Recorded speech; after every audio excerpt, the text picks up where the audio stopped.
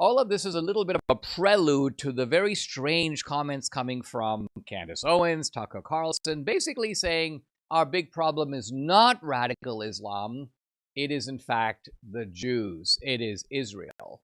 And I'm not in any way exaggerating. In fact, Candace Owens says basically that it's a kind of a psyop, or at least a deception campaign, to make us worry about radical Islam. That's not the problem at all. Islam is not the problem. Neither is radical Islam. The problem is Israeli control of American politics. Now, no one has ever explained how this is even really possible. You have a country, Israel, with a small population, 12 million, 13 million, and some of those, by the way, are Arabs. The Jews are even fewer than that. And then the other Jews are scattered all over the world.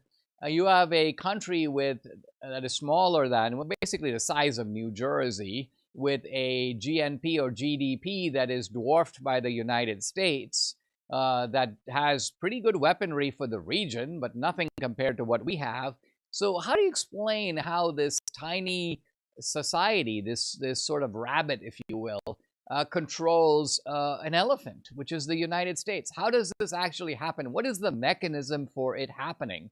It makes no sense to say, well, AIPAC, and AIPAC is a reasonably powerful lobby. By the way, a lobby mainly supported by American Jews who see Israel as part of America's interest. It's in America's interest to ally with Israel. But AIPAC spending is absolutely minuscule compared to the spending of many other lobbies. Just compare, for example, AIPAC to the food lobby or the business lobby or the defense lobby or the pharmaceutical lobby.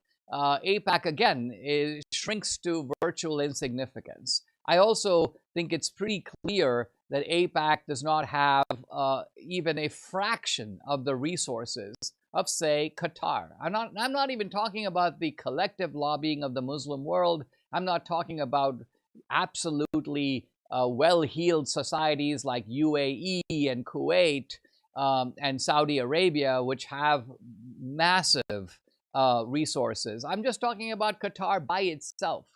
Qatar is able to give $1 billion to one university, Georgetown. They are able to establish controlling influences in political science departments by putting $100 million there, hundreds of millions of dollars here. Where is the evidence that Israel can or does do anything remotely similar? Qatar has huge influence in media, huge influence in Hollywood, huge influence in entertainment. Again, Israel has nothing to compare with any of this. So the whole notion that somehow there is a stranglehold of America makes absolutely no sense.